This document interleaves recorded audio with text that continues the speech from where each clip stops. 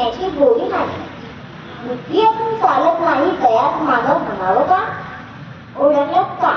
या सावित्री ज्योतिराव फुले, सातारा जिल्ह्यातील खंडाळा तालुक्यातील नायगावच्या खंडोजी देवाची पाटलांची निकटली.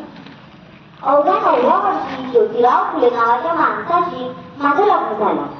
आणि हळूहळू मला कळायला लागलं की ज्या माणसाशी माझं लग्न झालं आहे ना, तो एक साधा साधारण माणूस नाही, तर या जगाला उभे देणारा एक क्रांती सूर्याच आहे. त्या काळी बायांनी उमरावं लागण्याची पद्धत नव्हती. बाईच्या जातीनं कसं आपण बरं, आपलं घर बरं आणि घरातली माणसं, स्त्री पुरुष उच्च याचा लय भेदभाव होता. पण या सर्वांवर एकच उपाय होता, ते म्हणजे शिक्षण. शिक्षणाचा ध्यास एकच असतो ज्योतिरावांच्या मनात होता.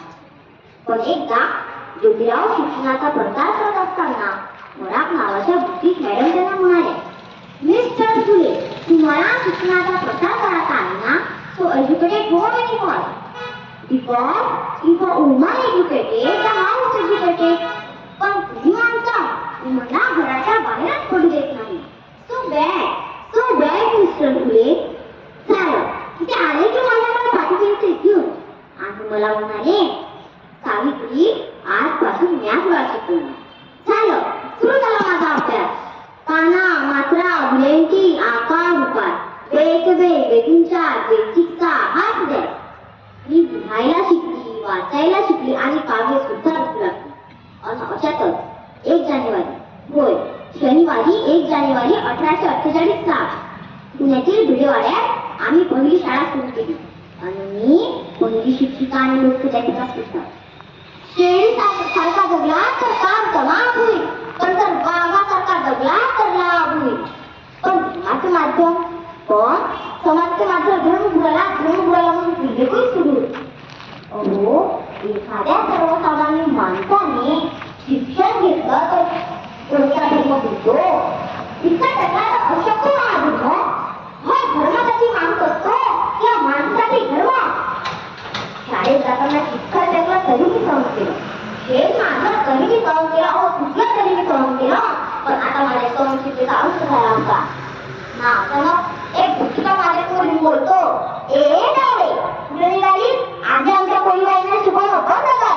अगर तुला तुझी आबरू द्यायची आहे की ते शिक्षण. कदाचित त्याला माहित असावं की आम्ही सुद्धा ज्योतिराव परिवारांच्या पदवी होत्या. अशी घेतलेली संपत्तीच्या कालाखाली लावली आणि सुनावलं की तू आज आलाय फोगाट कुठलंय, पण जर पुन्हा आलास ना तुझ्या रक्तानं मी रंगेल. स्त्री कोणत्याही जातीची किंवा धर्माची असो, ती नेहमी या बळी पडत आली आहे. अहो, एखाद्या स्त्रीचा नवरा वारला म्हणून ती सती जायचं, जर आपला नवरा वारला तर त्या स्त्रीचा काय दिस असतो. आणि यासाठी आम्ही पाप केली. इंग्रज सरकारने सतीबंदी प्रथा सुरू केली. त्यानंतर आम्ही विधवा महिला काशीबाई तिच्या मुलाला म्हणजे यशवंताला आम्ही दत्तक घेतलं. जे सुरू धावून आमचा आनंद कसं फुलून जायचं. त्याला वाढवलं, मोठं केलं आणि डॉक्टरही बनवलं. आणि अशातच पुण्यात प्लेगची साथ पसरली होती. पाकेट गाडीवरला धडा करून लागली होती. आणि त्यावेळेस आम्ही यशवंतराला सांगितलं, यशवंतराव आपल्याला हॉस्पिटल उभारायचं. यशवंतराला हॉस्पिटल उभारलं. आम्ही रोगांचा उपचार करत होतो, पण हा संसर्गजन्य होता म्हणून कधी तो मलाही होणार होता. पण आम्ही जगलो तर या समाजासाठीच ना. मग जर याचसाठी मरण पत्करावं लागलं तर मरणा तुझं स्वागत आहे. मी सावित्रीबाईचीच आहे. सावित्रीबाईची मी सावित्री माईचीच आहे. अन बघता बघता आमच्या 18 शाळा झाल्या. सती प्रथा, केशवकुण्या सर्वांवर आम्ही मात केलं. कारण आनंद होतो तो आयाबाया शिकण्याचा. म्हणून मी म्हणे की विद्येविना मती गेली, मतीविना नीती गेली. की विद्येविना मती गेली, मतीविना नीती गेली, नीतीविना गती गेली. गतीविना शूद्र असती आणि एवढा अनर्थ एका विठ्ठेने केले. म्हणून मुलींना शिकवा आणि या देशाची साक्षरता वाढवा. कारण एक मुलगा शिकला ना तर तो एकटाच शहाणा होतो का? कारण एक मुलगा शिकला ना तर तो एकटाच शहाणा होतो. पण एक मुलगी शिकली ना तर ती संपूर्ण घराण्याला शांत करते. म्हणूनच मुलींना शिकवा आणि त्यांची शासन वाढवा. धन्यवाद.